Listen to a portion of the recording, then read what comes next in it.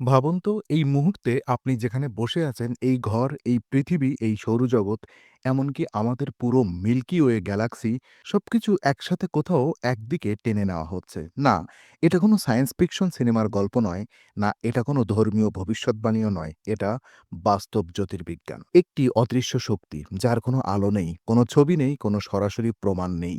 কিন্তু যার টানে হাজার, হাজার গ্যালাক্সি ছুটে চলেছে এই রহস্যময় কিছুর নাম দ্য গ্রেট অ্যাট্রাক্টর। আজকের এই ডকুমেন্টারিতে আমরা জানব কে বা কি এই গ্রেট অ্যাট্রাক্টর। এটা কি শুধু বিশাল কোনো গ্যালাক্সির স্তূপ, নাকি ডার্ক ম্যাটারের এক দানব, নাকি এমন কিছু যা আমাদের মহাবিশ্ব সম্পর্কে সব জানা ধারণাকে ভুল প্রমাণ করতে পারে। আজকের গল্প শেষ হলে আপনি আর কখনো আকাশের দিকে আগের মতো তাকাতে পারবেন না।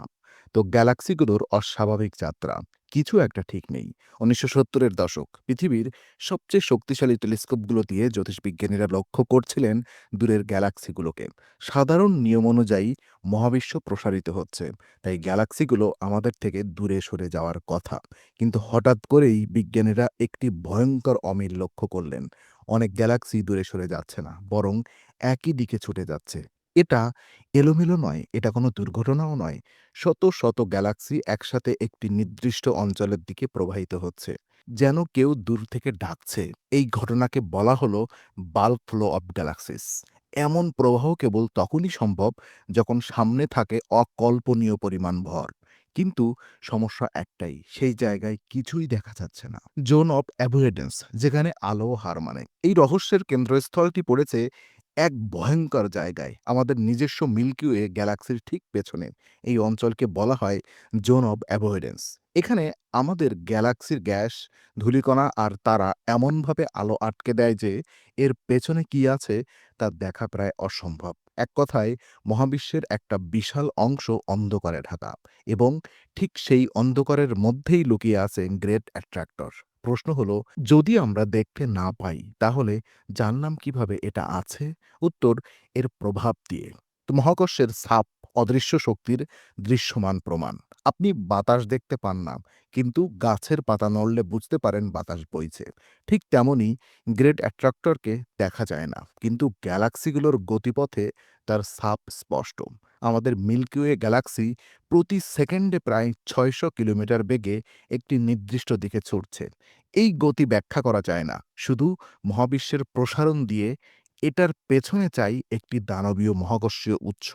হিসাব করে দেখা গেল গ্রেট অ্যাট্রাক্টরের ভর আমাদের সূর্যের ভরের চেয়ে কয়েক লাখ কোটি গুণ বেশি।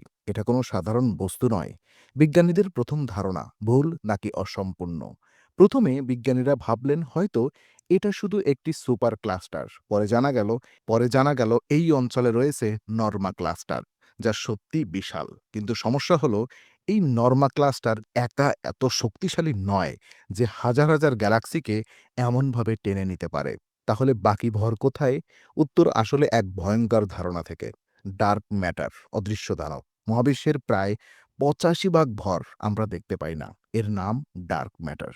এটা আসলে শোষণ করে না, আলো প্রতিফলন করে না, কিন্তু মহাকর্ষ তৈরি করে। অনেক বিজ্ঞানী মনে করেন গ্রেট অ্যাট্রাক্টর আসলে ডার্ক ম্যাটারের এক বিশাল জমাট রূপ, একটি অদৃশ্য পাহাড় যার ওজন এত বেশি যে পুরো লোকাল ইউনিভার্সকে বাঁকিয়ে দিচ্ছে। কিন্তু এখানেই শেষ নয়। বিতর্কিত তত্ত্ব, এর চেয়েও ভয়ঙ্কর কিছু। কিছু বিজ্ঞানী আরও দূরে গিয়ে প্রশ্ন তুলেছেন, এটা কি কোনো ভিন্ন মহাবিশ্বের প্রভাব? এটা কি কোনো কসমিক কলিশনের ফল, নাকি আমরা মহাবিশ্বের মানচিত্রই ভুল বুঝছি? এই বিতর্কিত ধারণা বলে গ্রেট অ্যাট্রাক্টর হয়তো একটি বৃহৎ কসমিক স্ট্রাকচারের অংশ, যার নাম ল্যানিয়াকা সুপার ক্লাস্টার। আমরা ভাবতাম আমরা কেন্দ্রের কাছে, আসলে আমরা হয়তো একটি বিশাল মহাজাগতিক নদীতে ভাসছি। তো ভবিষ্যৎ কি? আমরা কি ধ্বংসের পথে? সবচেয়ে ভয়ঙ্কর প্রশ্নটা এখন, আমরা কি গ্রেট অ্যাট্রাক্টরের সাথে সংঘর্ষে যাব? উত্তর, না।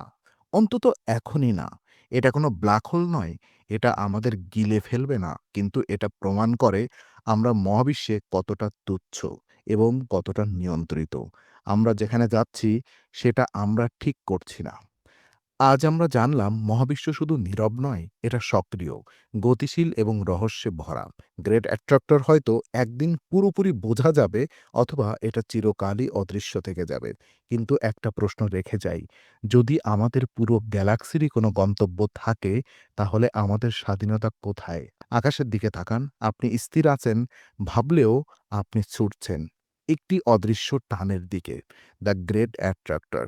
Stay curious, stay ইনফোনারি।